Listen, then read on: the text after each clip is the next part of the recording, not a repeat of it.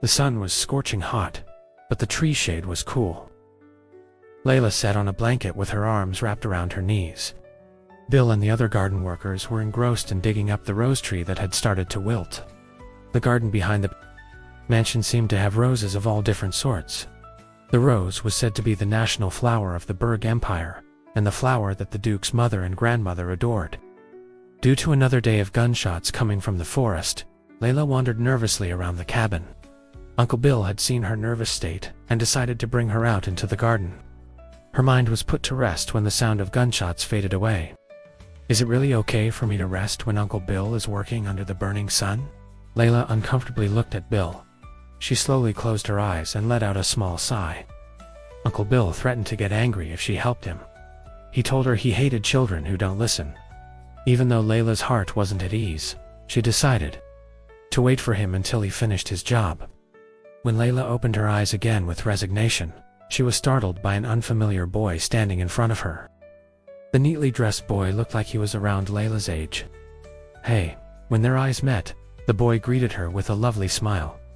He was a boy with charming platinum hair. You live here? The boy looked around and asked solemnly. Yeah. With Uncle Bill, Layla answered as she squinted her eyes. Mr. Bill, you mean that scary gardener guy? He's not scary. Really, seems scary to me.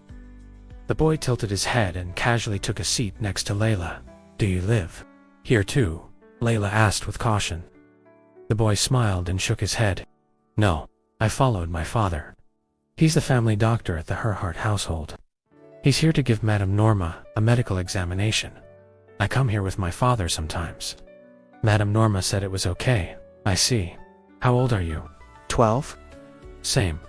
But you're kind of small. The boy staring at Layla began to laugh. Layla's cheeks started to flush bright red in fury. You're small too. I'm the tallest in my class though.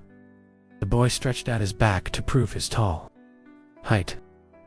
He certainly looked a little taller than his age. Anyways. You're still shorter than Uncle Bill, Layla whispered softly. The boy giggled again at Layla's words. He seemed like a happy-go-lucky child.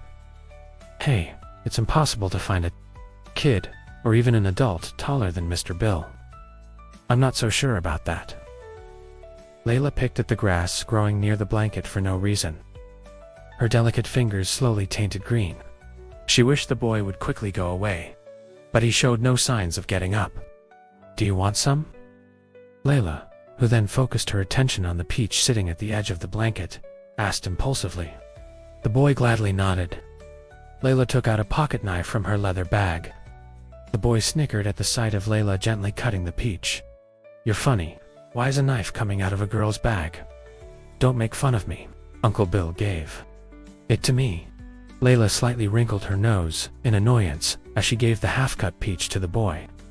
The sweet scent of the peach pulp tingled to children's noses. Why do you look so down? Did something happen? The boy carefully asked after he gulped down his peach.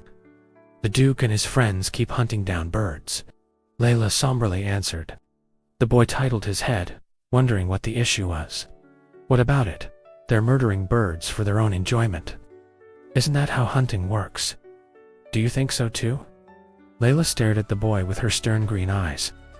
To Layla, the boy seemed like he would have a hard time holding the big, long hunting gun. No.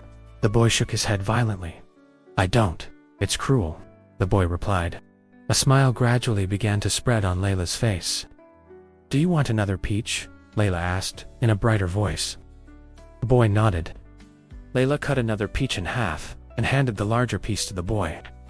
The boy's cheeks started to flush as he tried to fix his uncomfortable collar. Kyle, a faint voice was heard.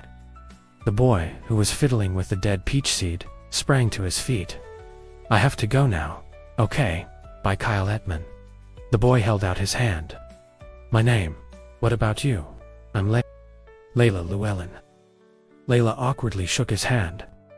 With their small hands covered in sticky peach nectar, the two shook hands as if they were making a truce. Bye, Layla. See you. I'll bring you something more delicious next time. The boy shouted as he dashed away in the distance. Layla simply gave out a small wave because she was unsure if she could see him again. if she ever stayed in this estate. When Kyle left, Layla's world was at peace again. While taking a whiff of the rose-scented breeze, Layla patiently waited for Uncle Bill to finish his work.